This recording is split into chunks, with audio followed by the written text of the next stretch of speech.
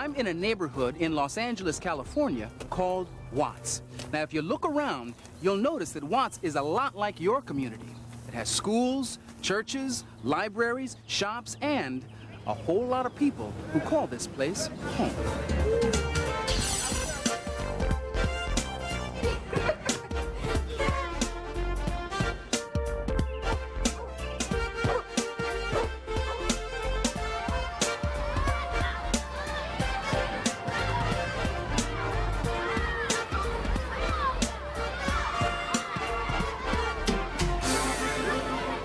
There are many people who love this community and want to tell other folks about it. There's a group called the Watts Prophets who have written a song about the neighborhood. What's up, y'all? What's up, y'all? What's up, y'all? Watts, a beautiful place with a whole lot of space. People, black, brown, white, red, and yellow, live together in good and bad, spicy weather. Tacos, burritos, best in town can be found in Watts. Or Jordan's Cafe just might be one of your soul food stops. Handsome guys and beautiful girls struggle sometimes to stay alive, to go to school, to follow rules. Living in the projects next to the tracks, playing hopscotch and listening to hip-hop, hip-hop, hip-hop. Some don't have a lot, but progress never stops. I wanna be a doctor. Progress never stops. I wanna be a Progress never stops. And a whole lot of proud, great people come from Watts, Watts, Watts. People and colorful spaces, a rainbow of bright and beautiful faces. Watts, a place where progress never stops. Progress never stops. Progress never stops. What's up, y'all? What's up, y'all?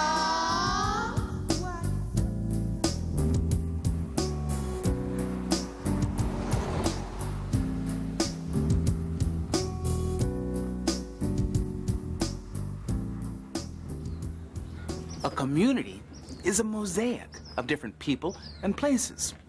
Well, one of the most famous places here is the Watts Towers.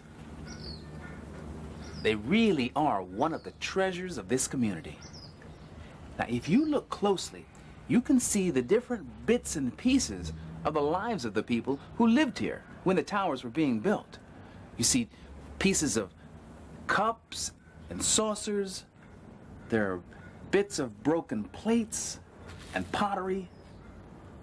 There are even kitchen and bathroom tiles. But one man collected all of these pieces and put them together to create something magnificent. His story is in here, the wonderful Towers of Watts. The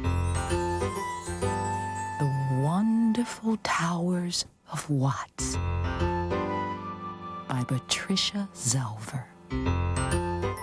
Pictures by Frené Lassac. Read by Angela Bassett. A lot of people thought Old Sam was crazy. Old Sam's real name was Simon Rodia. He had come from Italy as a young man and spoke with a thick accent. He bought a little bungalow in Watts, a poor neighborhood in Los Angeles. He baked his bread in an outdoor oven he'd made, just like the oven his mother had used in the old country. Sometimes he was friendly and smiled at people. Other times his thoughts seemed far away, and he'd speak to no one. Old Sam worked as a laborer at Taylor's Tile Company. Every evening, he got off the streetcar carrying a large burlap sack of broken colored tiles. What's old Sam gonna do with those, people said. On weekends, old Sam walked down to the vacant lot by the railroad tracks and collected things that people thought were better thrown away. He brought home blue milk and magnesia bottles, broken bits of colored pottery, even pieces of broken mirrors. Sometimes he paid the neighborhood kids pennies or cookies to bring him empty green soda bottles and sacks of seashells. What does old Sam want with all that junk? People wondered. Old Sam spent most of his money on sacks of cement, sand, and steel. People could hear him working in his backyard behind a high fence. Old Sam, what's he up to? They said. One day, to the neighbors' amazement, something strange and beautiful rose up over the fence in Sam's backyard. It was a lacy web of steel covered with a skin of concrete in which old Sam had stuck glittering bits of tile, glass, mirrors, pottery, and seashells. Was old Sam building a fairy castle, a church spire, a tower in which he could climb to the sky? Everyone stared in wonder at old Sam's creation. Sam went on working. He worked all by himself for 33 years in all kinds of weather, high off the ground, with only a window washer's belt to keep him from falling.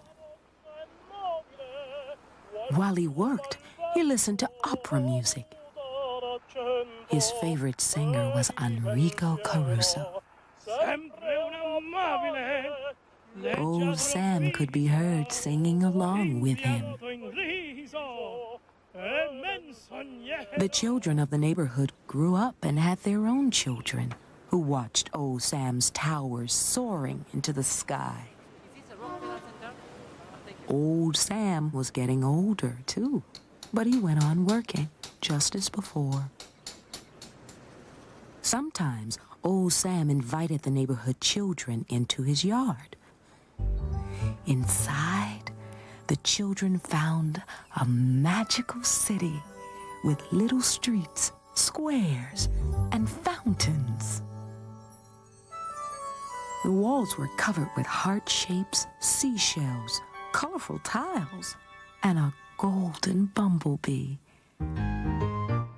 Stuck in the cement were all sorts of curious objects which old Sam had collected over the years. A teapot spout, cowboy boots, a horseshoe.